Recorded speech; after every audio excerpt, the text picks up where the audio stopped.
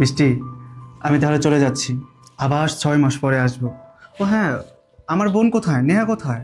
ওকে তো দেখছি না। নেহা নেহা তো ঘরেই আছে। ও ঘরে আছে? তাহলে ওকে একটু ডাকো। শোনো, নেহা মনে হয় ঘুমাচ্ছে, এখন ডাকা যাবে না। কি বলো? আমি আবার সেই 6 মাস পরে আসবো, এতগুলো সময় নেহাকে যদি আমি না বলে যাই, নেহা তো আমাকে বলবে আমি না বলেই চলে গেছি। আরে আরে না, কি যে বলো না, নেহাকে না বলেই চলে যাব। আমি যদি না বলে চলে যাই, সেই 6 মাস পরে আসবো, নেহা আমাকে বলবে আমি না বলেই চলে গেছি, ও মন খারাপ করবে। তুমি প্লিজ ওকে একটু ডাকো না। শোনো, আমি বলি কি, নেহা যেহেতু ঘুমাচ্ছে ওকে ডাকা উচিত হবে না। তুমি তাড়াতাড়ি চলে যাও, না হলে তোমার ট্রেন মিস হয়ে যাবে। তারপরে মিষ্টি, আমার মন একদমই সায় দিচ্ছে না। আমার বোন অসুস্থ, অচল, ওর সাথে দেখা না করে আমি চলে যাব, আমার একটু ভালো লাগছে না। আরে তুমিও না, কি যে বলো, আমি আছি না, তোমার আমার উপর বিশ্বাস নেই? আমি তোমার বোনকে অনেক সেবা যত্ন করবো, দেখে রাখবো, কোনো সমস্যা নেই। তুমি যাও তো। তারপরেও আমার না একটু ভালো লাগছে না, তুমি প্লিজ একটু ডাকো না। আরে শ্রাবণ, তোমার এমনি অনেক লেট হয়ে যাচ্ছে, তুমি যাও তো, কোনো সমস্যা নেই, আমার উপর বিশ্বাস রাখো। আচ্ছা ঠিক আছে। আচ্ছা শোনো, তুমি আমার বোনের খেয়াল রেখো কেমন? তুমি তো জানোই অসুস্থ, অচল, নিজের পায়ে হাঁটতে পারে না। জানি তোমার কষ্ট হয়, তারপর প্লিজ মানিয়ে নিও কেমন? আরে হ্যাঁ হ্যাঁ, আমি তো তোমার বোনের অনেক ভালোভাবে সেবা যত্ন করব, তুমি কোনো চিন্তা করো না, যাও তো। আচ্ছা ঠিক আছে, তাহলে আমি আসি। হ্যাঁ ঠিক আছে, যাও।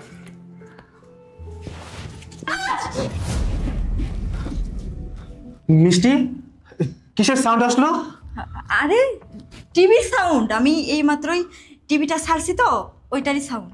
না না না, আমার মনে হলো এটা নেহার কণ্ঠ। আরে তুমি যে কি বলো, আমি টিভিটাই ছাড়ছি, টিভির সাউন্ড এটা। টিভির সাউন্ড? হুম। আচ্ছা ঠিক আছে, আমি তাহলে আসি। হ্যাঁ ঠিক আছে ঠিক আছে, তুমি যাও, কোনো চিন্তা করো না, যাও তো, যাও।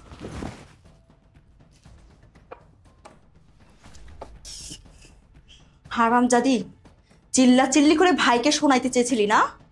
আর আমার ভাইটাই বা কেমন, এই সামান্য প্রতিবন্ধীটাকে সামলে রাখতে পারে না। এখনই আমি ধরা খেয়ে যাইতাম, দাঁড়া। চিল্লা, আরো জোরে চিল্লা, তোর বাইরে শোনা, চিল্লা চিল্লা চিল্লা। এই কি করছিস তুই? এখন আমি ধরা খেয়ে যাইতাম, সামান্য প্রতিবন্ধীটাকে ঠেকাই রাখতে পারিস না? হ্যাঁ, কি করে খাবি তুই? আরে আপা দেখ, প্রতিবন্ধী কি কামড় দিয়ে কি করছে দেখ। এই এই প্রতিবন্ধীর বাচ্চা, তোর এত বড় সাহস, তুই আমার ভাইয়ের হাতে কামড় দিছিস না? তোর তো মজা আমি আজকে দেখাবোই।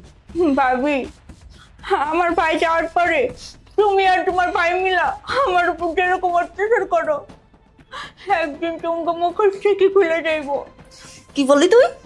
তুই আমার মুখোশ খুলে দিবি? ওই, তোর ভাই যাওয়ার সময় আমাকে বলে গেছে আমি যেন তোকে ভালোভাবে সেবা যত্ন করে রাখি। তোর ভাই তো জানে না আমি তোকে কেমন সেবা যত্ন করি। তোর ভাই 6 মাস পরে এসে দেখবে তোকে আমি সারা জীবনের জন্য শেষ করে দিয়েছি, বুঝছিস? ও শিট, আমি তোমার ইম্পোর্টের ফাইলটাই রেখে এসেছি বাসায়। হ্যাঁ, আবার বাসায় যেতে হবে।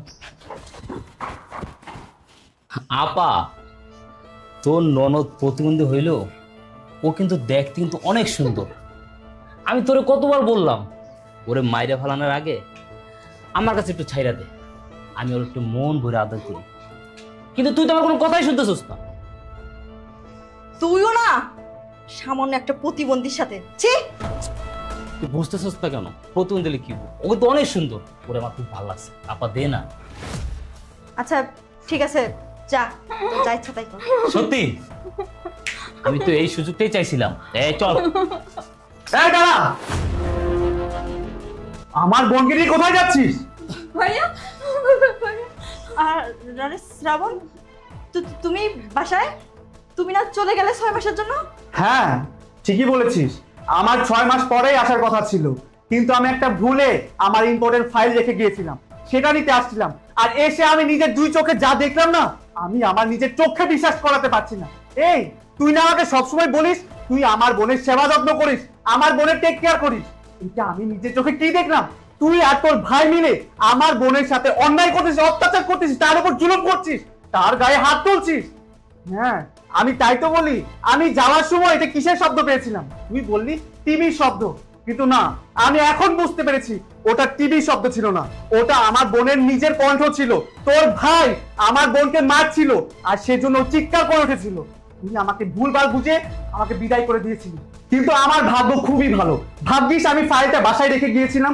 ফাইলটা না রেখে গেলে তো আমি এই সব কিছু কোনোভাবেই জানতে পারতাম না, কোনোভাবেই দেখতে পারতাম না। শোন, আমি বেঁচে থাকতে আমার বোনের সাথে আর কোনো অন্যায় অত্যাচার হবে না। তোদের দুই ভাই বোনের খেলা এখানেই শেষ।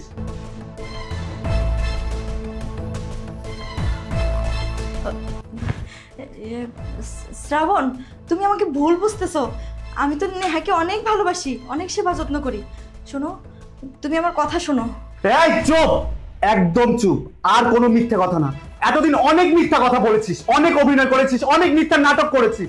আর না, যা দেখার আমি নিজের চোখে দেখেছি, যা জানার যা শোনার আমি নিজের কানে শুনেছি। আর কোনো মিথ্যা কথা তুই বলবি না। শোন, তোর মতো মেয়ের সাথে আমি আর সংসার করব না, তোকে আমি ডিভোর্স দিয়ে দেবো। এই চুপ করে দাঁড়িয়ে আছিস কেন? বললাম না, এখন এই মুহূর্তে বাসা থেকে বেরিয়ে যা। ভালোই ভালোই বলছি, তোর এই ভাইকে নিয়ে বাসা থেকে বেরিয়ে যা, তা না হলে কিন্তু আমি তোদের বিরুদ্ধে আইনি ব্যবস্থা নেব।